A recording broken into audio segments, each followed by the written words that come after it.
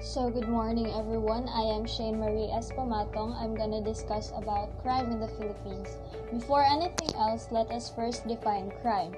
So according to Britannica, crime is the intentional commission of an act usually deemed socially harmful or dangerous, specifically defined or prohibited and punishable under criminal law. According to the Library of Congress Country Studies, despite some improvements in law and order, crime remained a major problem through the end of 1980s in the Philippines.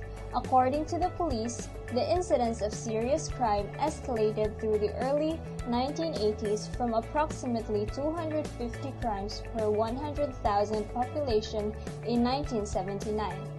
Recently, in 2020, according to the Philippine Daily Inquirer, the crime volume in the country dropped by 55% or 1,852 fewer crimes, the Philippine National Police announced. Luzon, the country's most populous island, recorded the biggest crime rate decrease. Philippines is a country with a moderately high rate of crime. There are various forms of crimes in the Philippines such as violent robbery, assault, gun crime, kidnappings, alcohol-related crimes, murder, and human trafficking. According to the Philippine National Police Directorate for Investigation and Detective Management, the most common crime in the Philippines are theft, physical assault, and robbery, pickpocketing, confidence schemes, and credit card fraud.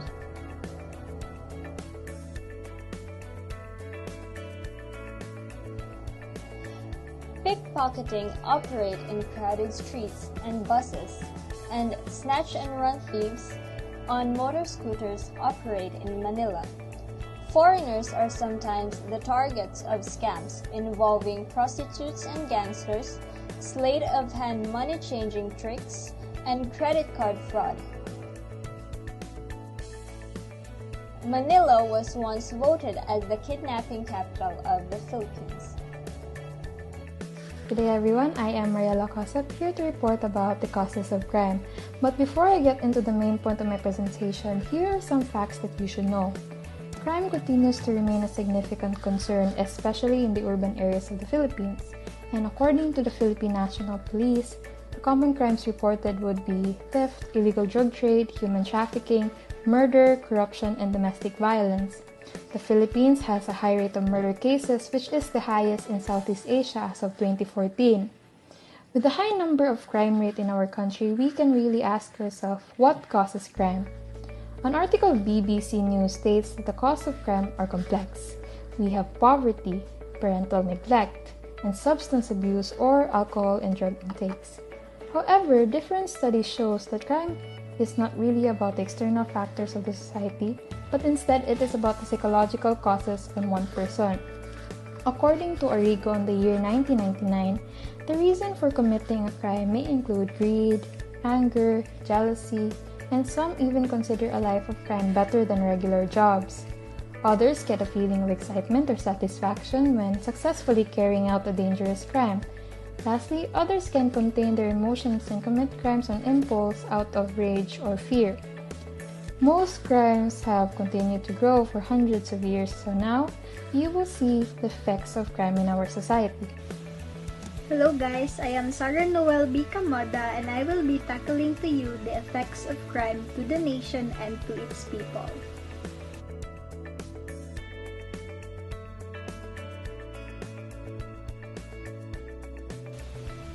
Crime often disrupts normal life, and crime has various effects to the people.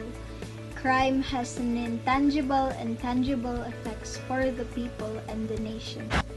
Also, the effects of crime may be short-term or long-term. As we all know, every crime has a victim. It may be a single person, a family, a community, or the nation itself. First, I will tackle to you about the effects of crime to the people. So first, emotional turmoil. People often feel unsettled, confused, anxiety, and depression. Next is affected well-being. People who have experienced being victims of crime are unable to sleep, eat, and are feeling ill. Next is money is spent more to avoid being victimized.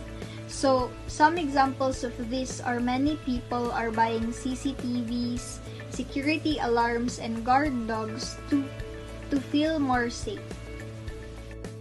Crime affects the nation. First is by its economy. So, the economy of a country may go down due to high crime rates. Why? This is because the country will then spend more money, billions and billions of money, for jails, prisons, and rehabilitation centers to be able to catch the people who are doing crime and to be able to help those people who are affected by the Next effect of crime is that businesses may go down when the place that they are conducting their business is being affected by crime. So, when a business goes down, the economy of that particular community may go down. This is because businesses provide jobs for people, and when these businesses go bankrupt or begun, then the people may not have any employment, resulting to poverty and hunger.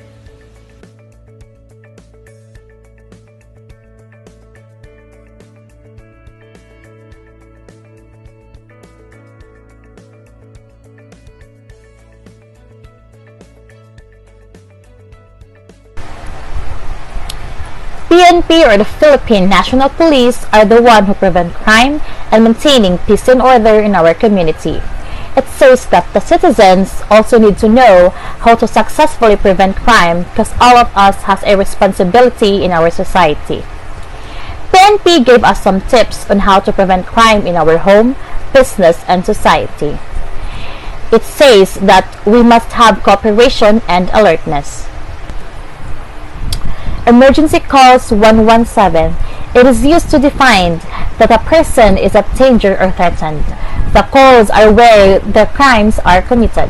Examples of calls are emergency calls, rescue calls, attempted suicide, shooting, and many more. The third one is crime prevention starts with you and your family. Crime starts when the family member starts talking to strangers, anonymous callers, and many more. Protecting yourself and your family is a responsibility. PNP advised that to avoid being the target and being a victim by simply securing homes, especially at night, not talking to strangers, anonymous callers, and etc.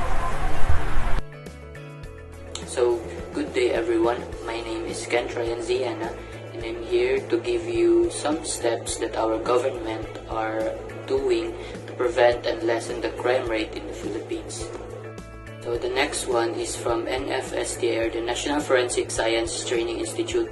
So this institution provides programs to students that is related to combating the crime in the Philippines. So they have this program offered named Public Safety Investigation and Detention. So this program focuses on the techniques on how to deal with different crimes. It is very helpful for us to ensure the safety of the community. And it is nice that in our very young age, we know how to deal with different crimes. So this program is very helpful in combating the crime in the Philippines. So the next one is from the ILG, the construction and installation of monitoring system. So they have this project called Safe Philippines Phase Project in Marikina. So this project is a joint project between our government and the People's Republic of China's government. So this project focuses on the effectiveness and the efficient monitoring and security of the community. So this program or this project will further empower the different LGUs in different communities to strengthen their monitoring system to prevent crimes, any kind of crimes. This project will also strengthen the police to be more responsive and proactive in addressing different crimes. Last one is the 2019 National Crime Prevention Program. So it is a memorandum which says that all government agencies and instrumentalities of governments are enjoined to make different programs and activities in combating different crime-related incidents. It is to ensure the safety of the people in the community and to lessen the crime rate in the Philippines.